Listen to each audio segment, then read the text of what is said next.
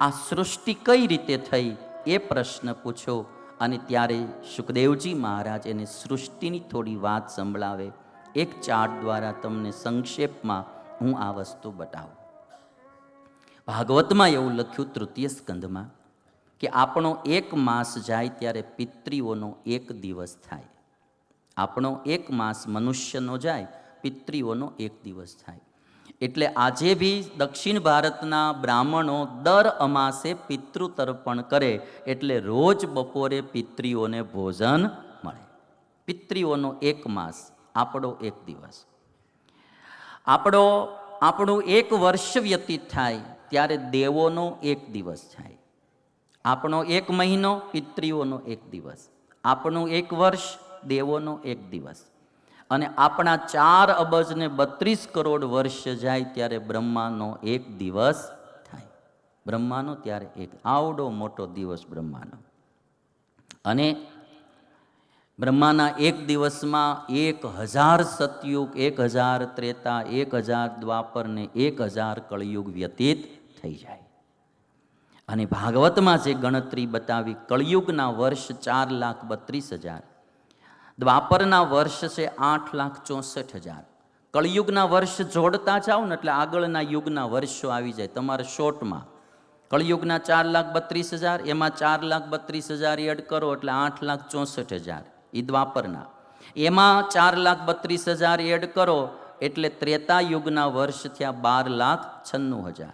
એમાં કળયુગના વર્ષ એડ કરો એટલે સતયુગના વર્ષ થયા 17,28,000.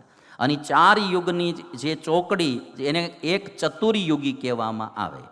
અને એક ચતુર્યુગીના વર્ષ થાય 43,20,000.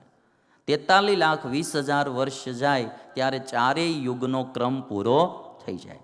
અને એવી 1000 ચોકડી જ્યારે વ્યતીત થાય ચતુર્યુગી, ત્યારે બ્રહ્માજીનો એક દિવસ થાય. 1000 ચતુર્યુગી વ્યતીત થાય ત્યારે બ્રહ્માનો એક દિવસ થાય. અને બ્રહ્માના એક દિવસને કલ્પ કહે છે. કલ્પ જે આપણે કહીએ ને, બ્રહ્માના એક દિવસનો જે સમય એને કલ્પ કહેવામાં આવે છે. બ્રહ્માજીના 100 વર્ષની ઉંમર અને એમાં 50 વર્ષ બ્રહ્માજીના પૂરા થઈ ગયા. 51મું વર્ષ અત્યારે ચાલે છે.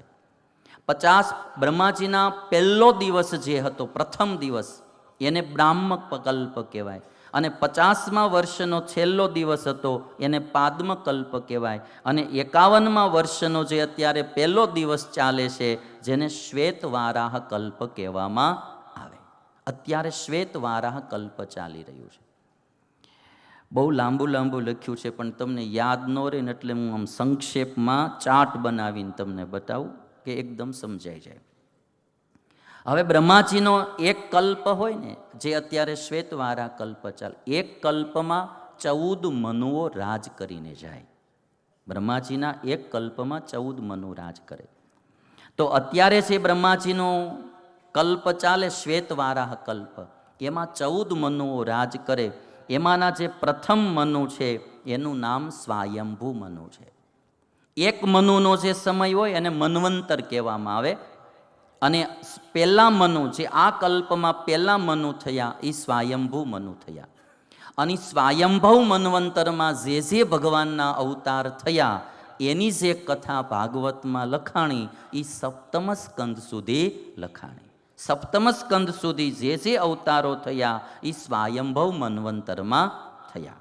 સંક્ષેપમાં તમને કહું, પ્રથમ મન્વંતરમાં વરાહ ભગવાનનો અવતાર, કપિલ ભગવાનનો અવતાર, નૃસિંહ ભગવાનનો અવતાર, નરનારાયણ ભગવાનનો અવતાર, આ બધા જ અવતારો પ્રથમ મન્વંતરમાં થયા. ચોથા મન્વંતરમાં ગજેન્દ્રનો મોક્ષ ભગવાને કર્યો અને હરિનામનો અવતાર થયો. છઠ્ઠા મન્વંતરમાં સમુદ્ર મંથન થયું અને કુર્મા અવતાર, અજીત ભગવાનનો અવતાર, ધન્વંતરી ભગવાનનો અવતાર આ છઠ્ઠા મન્વંતરમાં થયા. અને અત્યારે 7મું મન્વંતર ચાલે છે. અને 7મા મન્વંતરમાં સૂર્યવંશમાં રામનો અવતાર, ચંદ્રવંશમાં કૃષ્ણનો અવતાર અને એક વામન ભગવાનનો અવતાર, આ 3 અવતાર આ 7મા મન્વંતરમાં થયા. હવે જે આ પહેલું મન્વંતર ચાલે, સ્વાયંભવ મન્વંતર, એની મારે થોડી કથા તમને કહેવી કે એમાં સ્વયંભૂ મનુ અને એમના પત્નીનું નામ હતું શત્રુપા, અને એ મનુ અને શત્રુપા થકી બે દીકરા જન્મ્યા. એકનું નામ હતું ઉત્તાનપાદ અને બીજાનું નામ હતું પ્રિયવ્રત. અને ઉત્તાનપાદ રાજા જે હતા એમને બે પત્નીઓ હતી. એકનું નામ હતું સુરુચિ અને એકનું નામ હતું સુનીતિ. ઉત્તાનપાદ રાજાને બે પત્ની હતી. કથા બહુ સમજવા જેવી છે. હવે એક દિવસ ઉત્તાનપાદ રાજા સિંહાસન ઉપર બેઠા હતા. બાજુમાં એની પત્ની સુરુચિ બેઠી હતી. સુરુચિ બહુ પ્રિય પત્ની હતી. એના દીકરાનું નામ ઉત્તમ, અને બીજી પત્ની સુનીતિ, એ અને વાલી નહોતી, એના દીકરાનું નામ ધ્રુવ હતું. ધ્રુવનું જે આખ્યાન છે ભાગવતમાં એ આ રીતે શરૂ થાય છે. તો પ્રિય પત્ની સુરુચિ એ પડખે બેઠી હતી. સુનીતિ તો એને ગમતી જ નહોતી, એટલે માથાકૂટ તો બહુ થાય. એટલે હિન્દુઓમાં એક પત્ની વ્રત આવી ગયું. કોઈ કોકને હવા હોય છે ને તોય ડખો થાય છે. બેમાં તો થયા વિના રહે જ નહીં. હવા દોઢ હોય ને કોઈને તોય તે માથાકૂટ થયા કરે. ભરોહા ન રહ્યા બાલસમી, આમ જોઈને તો એક ભાઈ ઘરે જઈને એની પત્નીને કે આ છોકરો મોટો થયો છે તો આપણે ટ્યુશન માટે એક શિક્ષિકા રાખી લઈ. તો કે એ શિક્ષિકા નથી રાખવી, એ મન નહીં પોહાય. કોઈ શિક્ષક રાખી લઈ, આપણે શિક્ષિકા રાખી લઈ. તેની પત્ની કે એ નહીં મન પોહાય. રાખવો હોય તો કોઈ શિક્ષક રાખી લ્યો. તેનો પતિ કે એ મન નહીં પોહાય.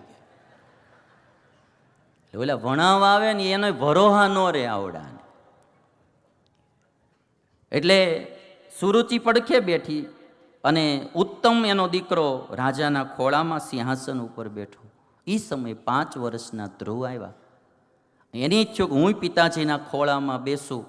બેસવા જાય ત્યાં સુરુચિ એનું અપમાન કર્યું કે જો તારે આ સિંહાસન ઉપર બેસવું હોય ને તો મારે ઉદરે જન્મ લેવો પડે. તું આ સિંહાસને બેસવાને અધિકારી નથી. આ સિંહાસન ઉપર તો મારો દીકરો ઉત્તમ બેસે. તું તો રાજાની અપમાનિત પત્નીનો દીકરો છો. રાજાની માનીતી તો હું છું. એક 5 વર્ષના છોકરાનું અપમાન કરી નાખ્યું સુરુચિ, અને આમ બાવડું પકડીને ઘા કરી દીધું.